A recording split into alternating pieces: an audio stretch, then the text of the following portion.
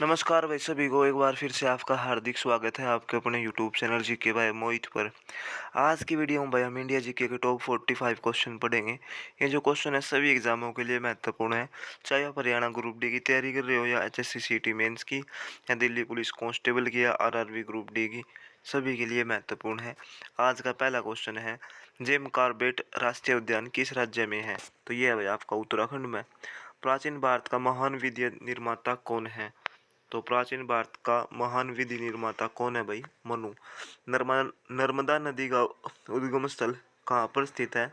तो यह है अमरकंटक की पहाड़ी। पित्त का स्त्रावन किसके द्वारा होता है? यकृत द्वारा।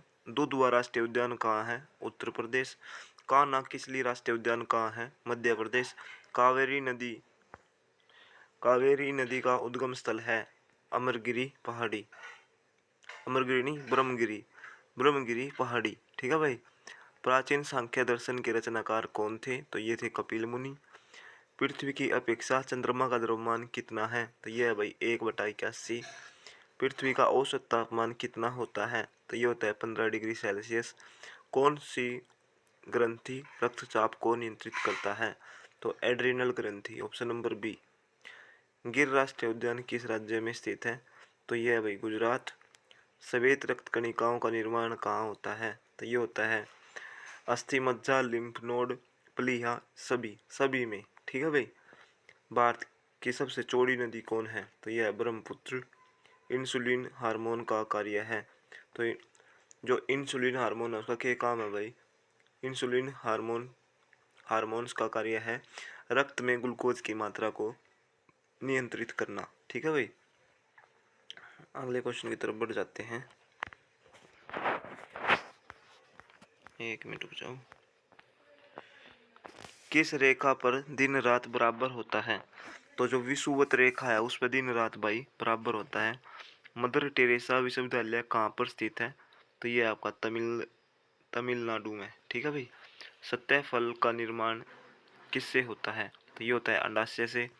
असतह फल का निर्माण किससे होता है? अंडाशय, जायांग, पुंकेसर, सभी राइट आंसर होगा।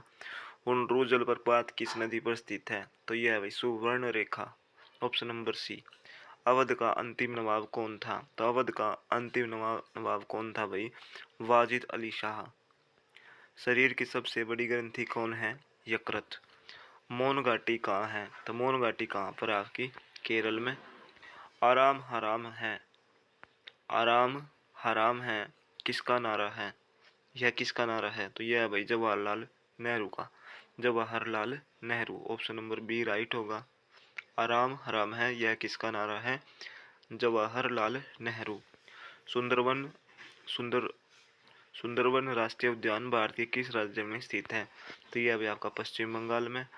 नर्मदा नदी अपनी मुहाना कहाँ पर बनाती है? तो ये बनाती है खंबात की खाड़ी, ऑप्शन नंबर ए राइट होगा। सोन नदी किस नदी में आकर गिरती है? तो जो सोन नदी है किस नदी में आकर गिरती है भाई? Ganga, option number C. Tapti नदी कहाँ पर आकर गिरती है? खंबात की खाड़ी में। शिवाजी के माँ का नाम क्या था? तो जो शिवाजी था उसकी माँ का नाम क्या था भाई? जीजीबाई, ऑप्शन नंबर ए राइट होगा। जब राष्ट्रपति और उपराष्ट्रपति दोनों अनुपस्थित हो तो राष्ट्रपति के पद पर कौन कार्य करता है? तो जब राष्ट्रपति और उपराष्ट्रपति दोनों अनुपस्थित हो तो राष्ट्रपति के रूप में भाई कौन कार्य करेगा? मुख्य न्यायाधीश, ऑप्शन नंबर सी राइट होगा।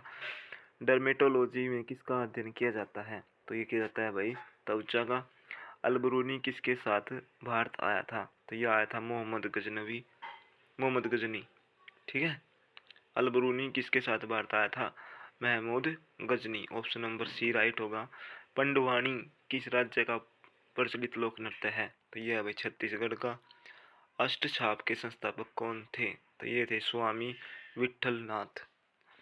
केवलादेव घाना पक्षी विहार कहाँ स्थित है? तो यह भाई राजस्थान में। नल सरोवर पक्षी अभ्यारण्य कहाँ पर स्थित है? तो नल सरोवर पक्षी अभ्यारण्य कहाँ पर है आपका? गुजरात में। नंदनकानन वन्यजीव अभ्यारण्य कहाँ है? तो यह भाई ओडिशा में।